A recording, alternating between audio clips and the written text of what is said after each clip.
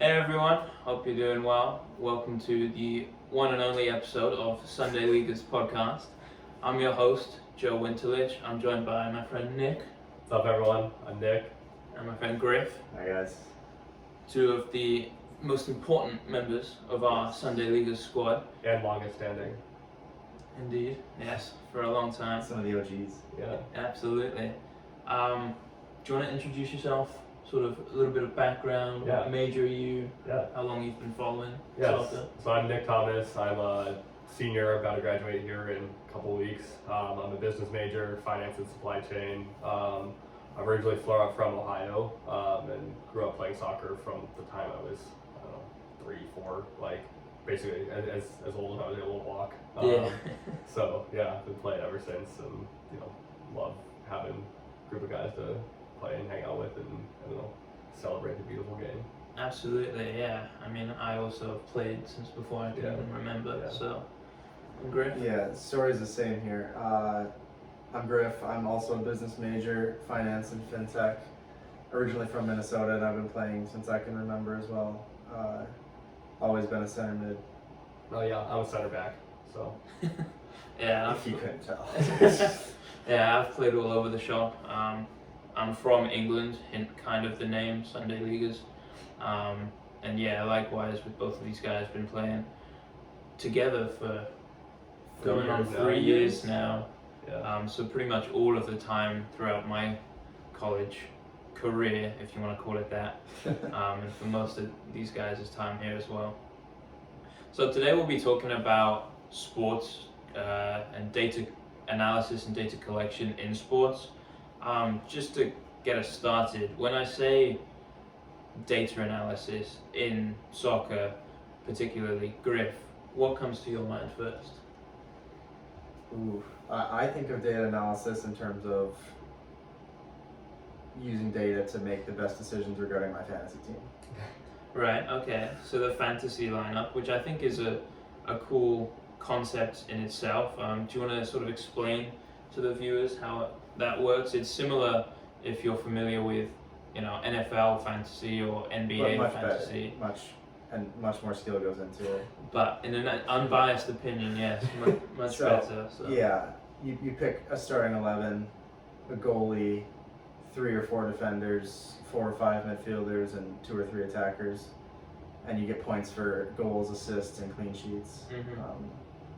A lot goes into it. You need to pay attention to who's playing who's in good form, and then taking some gambles to try to have a couple differentials and catch up to people. Yeah, definitely. And Nick, do you have much experience either with that or perhaps a different kind of? Yeah, my Wait, fantasy team. What position in the league are you right now? I started doing not so great in our fantasy team and have not really put a whole lot of effort into it since then. But as far as data analytics, I think of it as almost like two things. You've got stats and kind of analytics of just the teams as a whole, but then also a growing number of wearing heart rate monitors and individual like health data analytics for players and their own kind of health and keeping in shape everything. People, growing number of players wear like heart rate monitors and everything under their jerseys. So I think of it kind of in two different aspects, different facets to Yeah, it. yeah, Yeah, absolutely. I mean, what jumps to me instantly, I just picture the table, sort of, the order of teams and games played, points earned, and yeah, sort of goal differential. And I suppose nowadays you often have those small circles next to the table with their recent form. Yeah, So like a green circle if they've won, a grey one if for they've the last 5. tied, five exactly, games, the last yeah. 5 games or so, which I think is a nice addition, sort of speaking on the fantasy sort of side of things. It's nice to see who's in form and how they're doing. XG. Yes, expected goals as well. I think that's a big one. Yeah. That's And it's like, relatively new. yeah, and nobody knows how it's measured really, but Yeah, I think that's one disadvantage. You never really know a bit of a black box. how but that stat comes to be, but it's a good way of, if you don't get to see a game and say the scoreline is, I don't know, 3-0 to one team, but the expected see goals it, is yeah. like 2.1 to 1.9.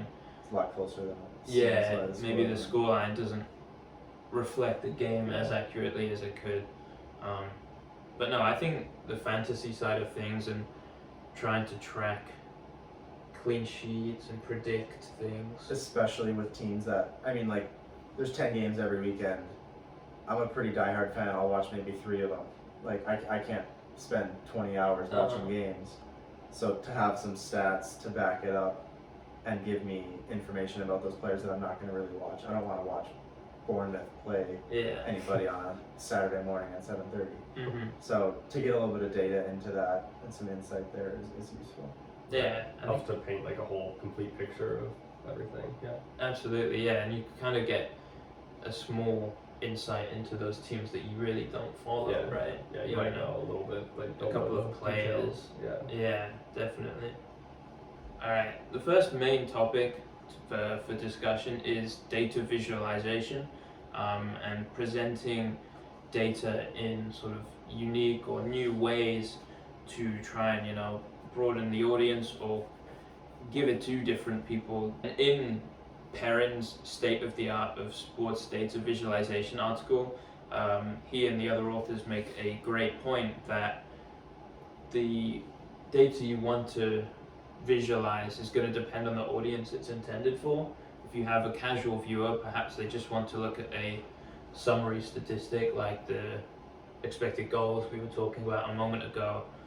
But then if you have perhaps a more avid fan of a specific team, maybe they want to dive into the possession stats and the pass completion rate, you know, and all these different things. And on the topic of data visualization, there are 3 main sort of goals that those authors suggest in their article. The first of which is exploring the design of new techniques for data visualization. You also want to adapt the existing strategies to new domains for different audiences, and then evaluating how effectively those different techniques work out. So, Nick, when I say data visualization, what comes to mind first for you? Yeah, I mean, I think like, I don't know, just making it easily digestible is like the biggest thing of like, you know, that's the benefit obviously of data visualization and having it effectively. I think of like, you know, whether it's shot maps or, you know, the places, you know, if it's soccer, like for penalty kicks, like, you know, a heat map of where they're going to take their kick or where they've taken their last, whatever, how many different penalties and like what areas of the goal they've been focusing on and what percentage they are to go, you know, top left, top right, bottom left, wherever, straight down the middle. Think of stuff like that, or like what areas of, you know, the penalty box they've taken they've scored their goals from, or some stuff like that. But then also individual stats. I mean, I'm also, you know, not necessarily soccer, but an NBA fan, and I've seen ones where there's every single player has a line chart of their percentage of field goals from, you know, from underneath the basket all the way up to the 3-point line and going across, you know, from the x-axis is distance from the basket, and then their percentages, and you can see it for every player in the league and see. So some people spike really up high and from right underneath the basket and out the 3-point line, but maybe not as good for mid-range. And, you know, just interesting to see if you're, you know, trying to build a team, whether it is for fantasy or for just, you know, who you want to be targeting in like a free agency or on a trade deadline or something like that, just to see like what players might fit in with your team and trying to understand how people stack up against each other, so it's, you know, kind of consistent across the board, or, you know, it's good in certain areas. Definitely, and I think that can, I mean, you kind of talked about it, there's different levels that can impact. On the one hand, as a casual fan, you get to see, oh, maybe I'm watching a game and this person's taking a 3, you can very quickly see on that visualization, oh, they're, I don't know, more likely than not to make it, or more likely than average maybe. Yeah. But then also at the other end of the spectrum, you talked about teams actually making trades depending on what their team needs. And so if you need a 3-point scorer, you're going to use this data to really try and find those, or if you're, I don't know, if your free throws are low, maybe that's causing you to lose games late on, I don't really know, but also for like draft and everything too, of, you know, prospects. Yeah, exactly. Like trying to evaluate talent of people who aren't even in like professional leagues yet, whether it is for, you know, basketball or the NBA or the Premier League or whatever it is, like just trying to track that. We don't necessarily have the same data consistency or quality because they're not in the same leagues, but trying to extrapolate that out and figure out, you know, who's going to be the best, you know, best for the future of your team, you know, as a front office staff, GM and team. So yeah, Absolutely, yeah. And to your point, transferable across leagues, and I suppose the specific data are going to differ, but even across different sports, Yeah. for different situations. And I like the example you used with in soccer with a penalty. Yeah. I think there was a case today in one of the games we were watching where there was a penalty. I'm not sure if they showed it, but it is interesting They showed to it see. like last 5 or 6 locations. I think. Yeah. Well, there you go, and sort of pointing out maybe they have, I don't know, a green logo for where they've taken it and been successful, and a red one for not so. And I imagine the goalkeepers and the sort of coaches probably study that a lot. The goalies on their water bottles have a little thing, and they look and they see like where the players are. Yeah, each player and where they're probably going to put it. Yeah, so even within games, in those sort of situations, there's a lot of impact from those data. Yeah. How about you, Griff? What do you think of in terms of data visualization, or how is it helpful? My mind goes to hockey. Being a Minnesota sports fan, my hockey team is never really a playoff lock. So there's these really helpful visuals that show like the percentage likelihood that your team will make the playoffs at any given point in the year. I also think of it in terms of heat maps, like scoring chances. So if you take a shot from right outside the crease, that's given a higher probability than a shot from like the top of the blue line. And you can do a lot with the same with like draft prospects. So if you have some players tearing it up in the Russian league or like in college hockey, and you're looking to draft an offensive defenseman, and he's got a really high conversion rate from the top of the point, like those are the kind of players you're going to be looking for. And you can do the same with any need you have in the team. Definitely, yeah. I think that's a really cool one, being able to see whereabouts they shoot from, and you also have those heat maps in soccer, right? Yeah. Showing where players are, or maybe you even group sort of the defense of a team together and see maybe throughout the game that's going to change. Maybe they start off, being more adventurous, they go a goal or two up, and then they sit back, and you can kind of see not only where they are on the field, but how that's going to change throughout the course of the game. And then that gives even more insight into how that game's going. I think it's interesting how we've talked about like probably 3 or 4 different user bases of casual fans, of in-depth fans, fantasy teams, actual players in the games, the front office staff, like any of it, all the different. It's all the same data, just different cuts of how you're visualizing it, or how high level that you're extrapolating it out, or how in depth you're really diving into it. I think it's just cool to see how the same, all about just a game you can cut it and divide it so many different ways for so many different user bases. Definitely, and I think with all these different techniques coming into play, and hopefully trying to find even like novel techniques to visualize it for even more audiences, I think there's going to be so many more data coming in. And so I think that's then going to be a challenge that we have to face. And I know Perrin mentions that in that same article, that there's a real growing need to manage all those data and house them, and try and determine not only what data to collect, but then how to give that to the different audiences. And we mentioned different levels of data collection and different audiences. Can you think of any examples outside of sports entirely where data visualizations might be useful? Other fields, businesses, health, I don't know. I mean, I would think of finance right away in terms of data visualization, especially with like valuing companies. There's a lot of data in soccer and sports, but in terms of like a global company's operations, there's more data than you could possibly ever need.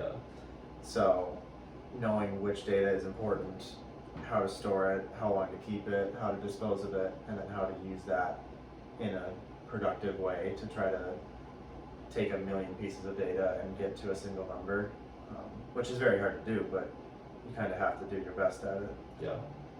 Yeah, I mean, personally at work, I'm at a consulting company doing internal finance stuff and tracking budgets, and like there's so many different, it's interesting too, of like the data and the data sources, and we're actually currently transitioning from one ERP system to another, and trying to make sure that all the data transfers and is still collected the same way smoothly of whether we have cost data and cost, expenses, revenue as like the high level, but tracking that to a budget and trying to put that into a way that you visualize it of for our end users of the different people that were stakeholders that were making these reports and stuff for, and having whether it's boiling all this down for these massive multi-million-dollar projects into one little bar chart that's like effectively trying to show you where you're going to trend and how at risk everything's going to be throughout the case of the life cycle of everything, and what your ending profitability will be from everything, and trying to kind of take all the data from all these different places and put it into some sort of forward looking and projection. I think is very interesting to see, like, as you get actuals and then try to extrapolate that out to a forecast and a projection. So and same thing with wealth management. I mean, you can get pages and pages and pages of numbers and projections, but if you're presenting to a client a whole page of numbers doesn't really mean anything. You have to find a way to make, like, paint a picture of what your future is going to look like. You spend 10 hours putting together some data visualization just for your stakeholder to look at it for a minute maybe tops and like try to make a decision based on that. Exactly. Like, make it look that it's as simple to understand so that they can look at it and make an instinct or a quick and instinctual decision without having to dig into it anymore any further. So 100%. I think one of the key tasks is to manage all that data and decide how to express that complex, and there's so many different variables going on, trying to express that in as simple of a way as you can. And I think visualization is really helpful for that, because to Griff's point, seeing a ton of numbers, you can't really read through you can't read through every number, and even if you do, that's then difficult to picture how that might look. Whereas if you have, I don't know, line graphs, bar charts, as you mentioned, all those kind of things going on, it helps a lot easier. It helps to tell the story that you can control the story you're trying to tell with the numbers too. Otherwise, you give people numbers, they're going to it's going to take a while, but also they're going to come to their own conclusion. Versus if you give it in a clean presentation, you can give them make sure they're taking the information that you need them to take out of it, and kind of keep that story consistent for any end stakeholder of what you're trying to be showing with the data visualization. So I see. That's a great point as well. Being able to sort of tell a narrative, tell a story. Exactly. Do you think there's an ethical sort of obligation there because you don't want to skew it in a certain way? I mean, you kind of mentioned you want to tell it to the client in a way that maybe they're going to make a choice that benefits you, obviously. Right. No, that's a very But there's good obviously point. a fine line between. Yeah. I think it extends to like the level of trust that you have with whether it is like the client or whoever's using the data. You have to have that trust that you're not gonna try to screw them over, but also that that you're dealing with people who are smart enough to not blindly question everything that they're looking at, and at least like if something seems off, look a little bit more. Be skeptical. I guess there's a thin line between just visualizing the data and manipulating it a little bit to tell the story you want. Okay, another big topic that's kind of come up already is the concept of wearable devices. And one example here is I'm wearing a Fitbit right now. You're wearing what's that called? It's called an Aura Ring. It's like a Fitbit, but I don't want to have the bulky watch. I see. It's more stylish. More personalized approach. Yeah, no, absolutely. I think there's so many different designs, and Nick, you mentioned earlier the sort of a lot of waist like belt almost. Players, they wear it like, and it sits right on your chest then and tracks your, I think it's heart rate and like pulse ox and all kinds of other data throughout like the course of the match, or even in practice or training or whatever too, and just like to kind of keep that data on each of the individual person to see what their fitness levels are and what their work rate is throughout the match, and I don't know, just kind of for their own personal health benefit. And I think a lot of them trainers and staff use it then to prevent injuries throughout the season and kind of track what people are doing and help the longevity. Obviously for soccer, for any professional sport, it's a long grueling season, and injuries are often like championships come down to injuries, and who's able to keep their team healthy for the longest. I think it's a common trend for any league. Anything like that, I think it's really cool to see the using technology to teams' advantages. And I mean, that's probably a big reason why in recent years you see players playing into their late 30s. Yeah. Yeah, older players. 10 years ago, you hit 33 and you're retired or you're moving to China, but you see people kicking at 39. Yeah, absolutely. And I think, I mean, you make a great point in that it's useful, sort of both sides of it. You can get the tactical applications, like I think there's also sometimes give you like distance covered. I think it does. Right. Yeah. I'll show you like how many miles you ran or whatever during a game and things like that. But then the health side of it is so crucial for, you know, keeping players fit and healthy and seeing if there are, you know, abnormalities or anything that come up. Yeah. I think it's really, really important. In their article, Thornton talks about the real need to monitor athletes and trying to use that health data to improve athletic performance, but also, you know, tactical game management and keeping players fit. So I think that's really important. In terms of collecting that much data from the players, I'll turn to you, Griff, for this one. Do you think there's a limit to how much data we should collect from athletes? I suppose it depends on the intention, right? Yeah. I don't know.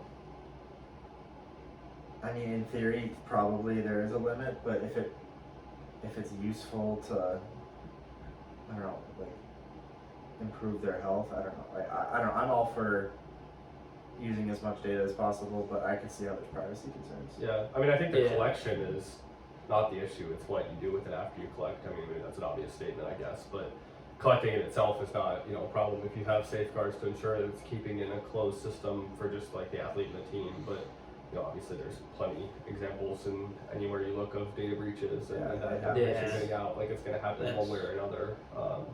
But I mean, personally, like, you know, I'm obviously not at the professional level, but any athlete has that competitive drive and any, you know, advantage you can get to, you know, be better and beat the competition. I think most athletes would jump on that in a heartbeat if you kind of can sell that, sell them on that aspect of it.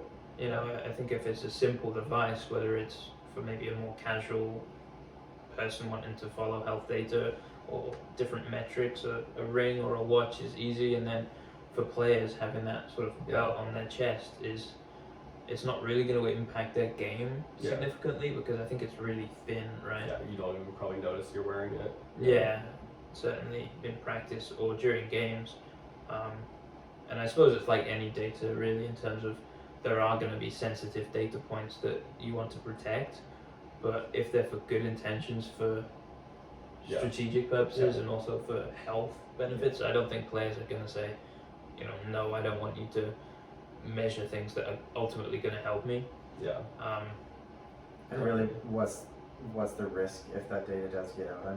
It doesn't look good, obviously. It's not good for the reputation of the team, but I don't know. I don't see how there's super sensitive data regarding that kind of stuff, but who knows, maybe. In terms of other applications of that data, in their article, By and By actually talk about a need for a multidisciplinary approach. So just in terms of other fields, are there things that come to mind when I say, like, I mean, wearable devices are obviously more useful in sports, but I suppose in terms of collecting data from individuals and things like that, are there any other use cases you think of, or even within sports, other different sports? I got one. I'm not sure if they're in football as well. I think they are, but I know in hockey, a lot of the new helmets, if there's a hit that's like hard enough, it'll track that. I don't know how that works really, but somehow it can. It can track how like abruptly the helmet came to a stop or something. Yeah, I mean, you can see similar applications for biking or like car crashes, F1 drivers, stuff like that. But like a little light goes off and like shows on the helmet and says like this player can't continue playing. Oh, I see. So it's or like they need to get checked before they can continue. I hadn't heard about that. No, that's a really interesting one, and you mentioned that for like cars. Yeah, I mean, I'm sure there's something in cars that I don't know if insurance companies want it there to, you know, back up a claim or just generally to keep people safe. I think that's a really good application. Yeah, certainly. Are there any other thoughts you have on wearable devices and I think of like use cases that maybe don't exist that could, or improvements? I mean, it's not necessarily data or data analytics per se, but a lot of like you know, AR and VR of like, you know, the Apple The Vision Pro. the Vision Pro and the Oculus, or even like the, you know, the Meta glasses or whatever that, you know, you can, I think that's kind of where we're trending. And I mean, you know, again, it's not quite data analytics or data collection, but I'm sure those things have the, you know, I'm sure they collect a lot. I'm sure they collect Yeah, you know, I'm sure they that's do. in the back end, they're collecting data on you and everything. So I think it all kind of, you know, wearables and the Internet of Things, to use a buzzword, I guess, of everything. You know, It's going to be more and more going forward. Yeah, it's going to be so I important. mean, yeah, there will be soccer players with those cleats that track. Yeah. Yeah, where you're the running, chips, like- I think you mentioned those. Yeah.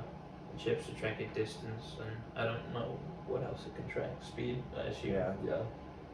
Things like that. I know in the World Cup there's a little chip in the ball to see Oh, if it got true. like, For because- offside decisions? Yeah, I think it's mostly because of offside. The only reason I know it is because of the Ronaldo one where he said he touched it and Oh, the I ball was like see. it didn't pick up any. Didn't register Motion any change or contact. something. Yeah. Ultimately, you want to use that data to try and provide a customized experience from player to player, team to team, Yeah. and then outside of sports, you know, use case to use case. Definitely. So in terms of big data, that's another topic that I wanted to share with you. It's a really sort of growing concept, and it's kind of the idea that there are so many different variables going on and different ways to measure data, and managing and housing and labeling that data. Have you guys heard of big data before? A bit. In classes it comes up a little bit. I think of it mostly as like, especially in the past couple of years, there's so many different ways that data is collected in kind of everything we do, and the difficulty of determining which data is useful, like what you should keep. A big part of the whole big data thing that I think of is kind of making money off the data. So a lot of companies that I am familiar with as a finance major, and following fintech companies as they kind of have become a lot more common, they, rather than making money off of like selling subscriptions or selling ads or something like that, they just track all the data that happens in a financial transaction. With payments, it pops up a lot: who you're paying, what you're paying with, what you're paying for, what time of the day you're paying. All that data they can just sell to marketers and other companies. Right. Okay. Yeah. So monetization. Yeah, which I feel like is kind of a newer concept. I mean, I'm sure it's always been around, but it's just a lot more. Yeah, there's so many Commonplace stuff. new ways to measure data. Yeah. Definitely. But I feel like everything we've talked about so far has kind of just been around the topic of big data. I mean, wearables and how much data they collect, and how, you know, visualization tries to take the, you know, endless data points from so many different sources and locations and kind of boil down the big data into one little, you know, way to visualize it and kind of make a decision. I mean, I think it's all sports are becoming more and more data-based. You have data analysts on payrolls of most professional sports teams, especially. I mean, I think the biggest one of you know, most sports leagues is baseball is such a data and statistics heavy sport. There's so many different statistics you have for, I mean, especially for, you know, batting averages and pitchers and everything like that, and just there's so much that's collected in so many different ways that it's cut and analyzed, and I think that's Moneyball. Yeah, Moneyball, exactly. yeah. I don't know So if it's you've seen the film. You've exactly. probably seen the film. So it's like, yeah. you know, I think it's kind of just the culmination of everything, and how, you know, how you actually use that to inform decisions rather than being overwhelmed by the big data. And being able to do it well is a It's going to be really big competitive useful. advantage. Yeah, I mean, Absolutely. Oakland went like 17 games unbeaten, right? Yeah, that's It's not bad. it's a good application of it. Yeah. So you might notice the location change and the change of guest. I'm now joined by my friend Ben. Would you like to introduce yourself a little bit? Hi, I'm Ben. I'm a mechanical engineering major. Yeah. And how long have you been following soccer or sports in general? Pretty much my whole life. Started playing around 5, followed it all the way through. So Yeah, same as the rest of us. And likewise, you've also played for the Sunday Leaguers, I have, yes, I have. another important member of the squad. Yes. So the next big concept I wanted to share and talk about was the idea of semantic data models. Ben, are you familiar with semantic data models, or I'm not not, so no. Not so much? No. Well, like the guests, and it was fairly new to me before my research as well. Essentially, what those models allow you to do is link different variables and different data sets to each other, and then describe that data. One technique that Evain, Piva, Rachez, and Klein mentioned in their article is a technique called triples, which is, hit the name, 3 different variables being linked together. But essentially the aim is to unambiguously refer to the different variables going on. Of course, in sports there's so many different variables, whether it's time and position and players and all these things. And another benefit that's pretty key that they mention in the same article is you can capture more meaning from the specific application environment than is possible with other different models. Perhaps you can learn more about the players involved on a certain soccer team or the athletes in a certain race, given this strategy. So given that sort of general meaning, are there any applications you can think of or how it might be useful in sports? Oh, definitely. I think there's a ton of different applications. I know the term Moneyball is thrown around a lot. Yes.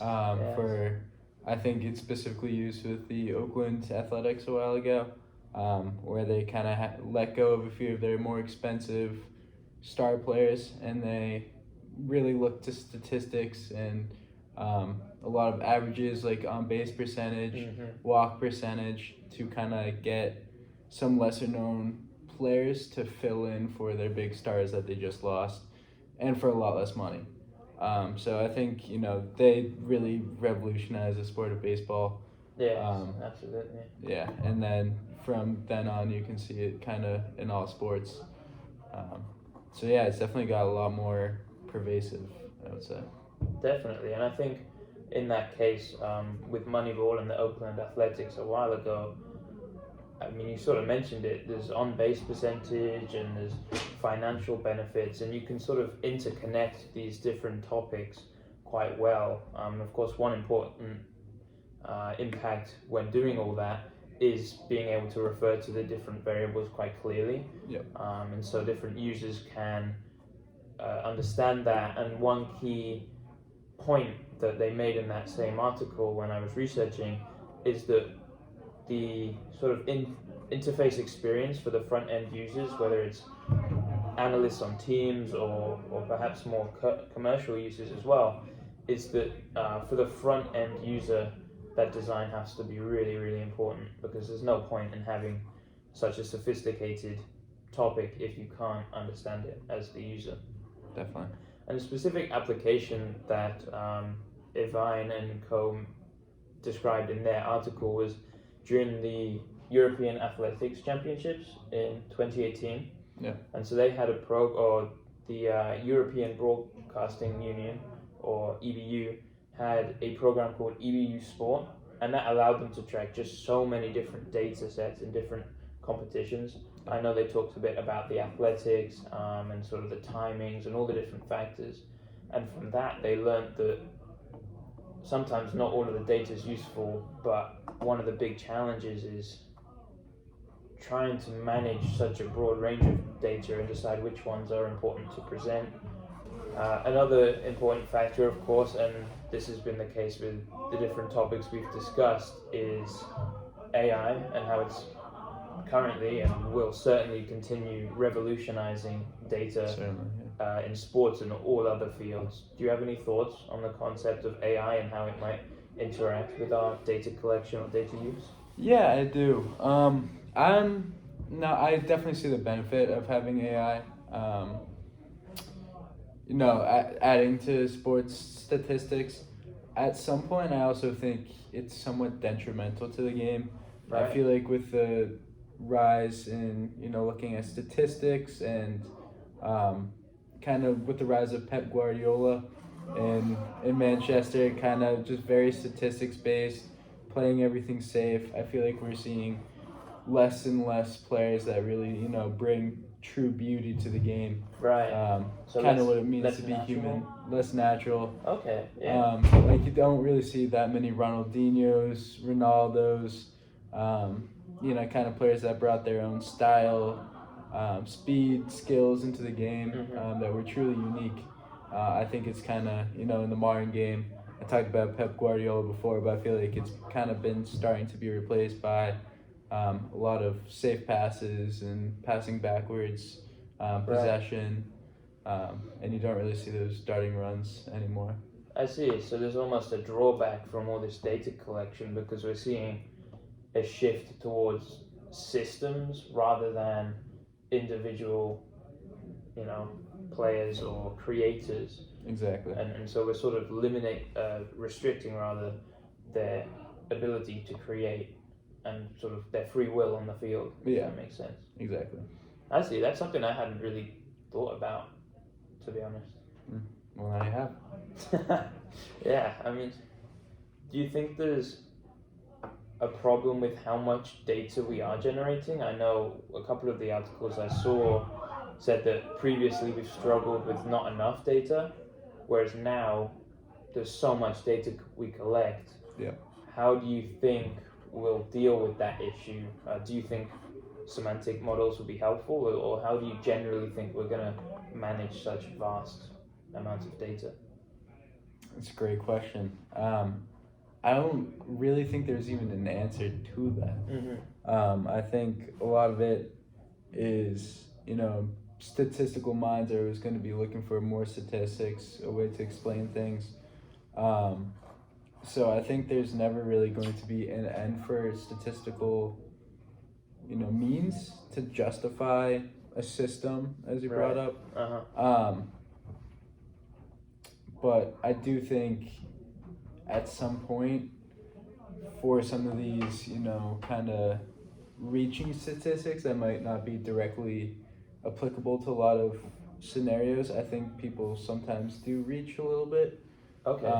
In terms of just having something, justify Right. their hypothesis rather than, truly looking at what they have in front of them. Seeing them on a human level and just, judging them by their heart and what they think they can do.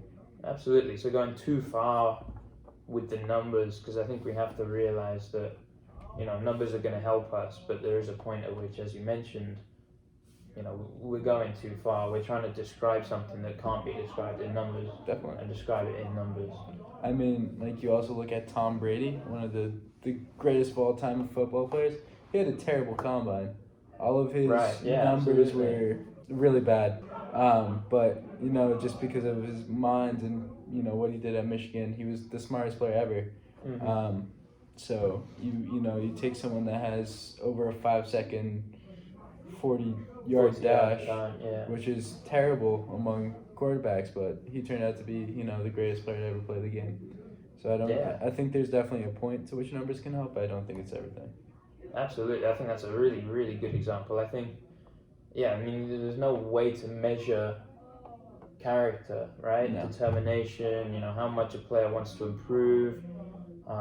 There's certain factors we can use for predictive modeling, and I'm sure semantic data can help with that and the different variables that go into it, but there are certain things that you can't characterize just using numbers. I think that's a really, really good point.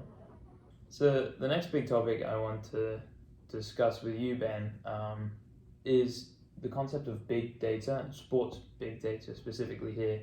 And By and By mention it in their article, and Ryan and Memart do as well. And essentially what big data is and the application to sports is data acquisition, data labeling, so similar to semantic data models in that sense, improvement of data through different, labeling and different strategies, and then the statistical analysis. Of course, there's a lot in that category that we've already talked about as well.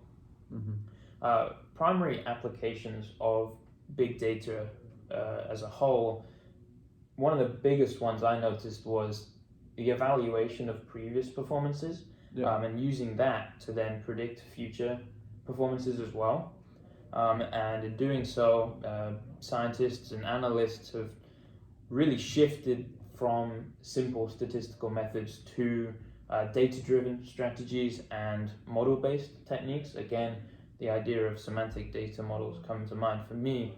And all of these, of course, aid decision-making processes, right? And because when you're using variables from past cases to try and predict future outcomes, I mean, that could give you a real tactical advantage. So in terms of within sports first, what sort of applications comes to mind for you? It's kind of hard to pinpoint, a couple cases because I feel like there's so many. Yeah, definitely.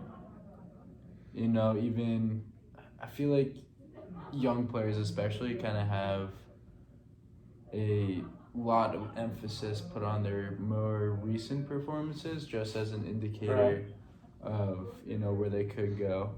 In soccer, I know you see a lot of these young players who may have had great performances go for record transfer values, just because they're using their most recent performances kind of as a benchmark for what they can do. Right. And so while a young player might have great goals and assists per 90, it may just be a hot fad, or they could be a generational player. But you usually see those players going for record transfer fees just because they feel like those recent performances may be a great indicator of what they feel like they can do in the future, and they want to get them while they feel like they can get the most while they still have a lot out of of time. theirs. Absolutely, and they can sort of, influence them, model them as they want. It's interesting you mentioned sort of young prospects, because in their article, By and By actually talked about one of the struggles that scientists are sort of admitting at the moment, and to quote them, sort of generating knowledge graphs for rising athletes, rising stars, is something that teams at all levels in different sports are going to be trying to use to, as you mentioned, pick up the right players at the right time. Maybe they want to get ahead of the curve as such, to try and get them for a more reasonable price, maybe in terms of record transfer fees, or just before other teams can recognize their potential. And so I think big data and all those different variables and improvements to the variables you can use are going to be really, really helpful for that instance. And just, since it's so broad, there are so many different applications that both By and By and Ryan and Mema talk about in their articles, ranging from exercise and training performances to health data, trying to improve health and seeing how all the different trends in health, and of course then use that to keep players safe and increase the longevity of their playing. And again, the strategy development we talk about, and they actually describe it as an indispensable part of data, especially moving forward. And By talk about a sort of definition by the McKinsey Global Institute, and they make 5 points that are important for big data as a whole, and that is the volume of data, the variety, velocity, value, and veracity or accuracy of that data. Of course, volume is, again, back to the discussion of we've been previously without enough data, and we're very quickly moving in the direction of almost an overwhelming amount of data. So that's something to try and work on there. The variety, again, all those different variables and factors going into the predictive models that people are developing. The velocity, I suppose, is the speed at which we're able to collect them. Are we able to pick up stats during a live event, for example? And then the value, trying to identify the data are the most important, the most influential maybe in these predictive models. Then of course the veracity, or again the accuracy or truth behind these variables, is a really, really important thing to consider as well. So before I asked in terms of soccer or sports applications, can you think of any applications outside of sports for these different uses, the volume, variety, velocity, etc.? Are there any that jump to mind for you? Oh, definitely. I know I've talked to you a little bit about this, but I'm trying to build a cryptocurrency price predictor. Right. So, everything that you spoke about, accuracy, velocity, volume, all of that is just really important to be able to predict something and especially if we're talking about money and everything like that, just the confidence that you can have moving forward with something that should definitely be.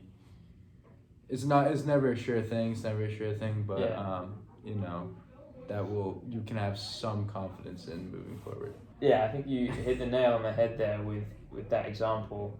I mean, that jumped to mind as well for me in terms of businesses using different predictive models to whether it's stocks or just valuations of companies and other things. I think that's a really, really good case example. And it's interesting that they talk about health data. I think there's so many use cases for health data, whether we are within like the pharmaceutical industry or other health industries like hospitals, etc. But then also on a more personal level, I know we've already talked a bit about wearable devices with Nick and Griff, and how much data you can collect from people. I think that gives, ultimately in those cases, it's more about a personalized approach. But I think the predictive value, or trying to as accurately as possible predict the future, again, you mentioned it's not going to happen perfectly. No. That's unachievable, unattainable, but trying to be as confident as we can, I think is really, really important. Yeah. So thank you, Ben, for joining this episode of the podcast, for sharing your thoughts on some pretty complex topics. I know I'm still trying to wrap my head around. I hope for you and for the viewers as well, this has helped clarify a few of them, or even just introduce a couple of concepts that people might want to look into. So thank you again for your time, and I appreciate your thoughts, and have a good rest of your day. Thank you. So thank you all for taking the time to watch. Thank you to Nick and to Griff for helping explain some of these complex topics and providing their thoughts, and some really interesting applications of the data that I hadn't thought of. I mean, I suppose you guys both have the business background side of things that I'm less familiar with, and so that's why we have these conversations, try and think, we have something here in sports, we can apply this here in business, or maybe the other way around, or different, and again, that goes to that buy and buy article with the multidisciplinary approach, combining our thoughts and really having these conversations. So that was enjoyable. Yeah, thanks for having us. I'm glad. Anything for the Sunday Leaguers? Anything for the 100%. Thank you both, and thank you all for watching. Thanks, everyone.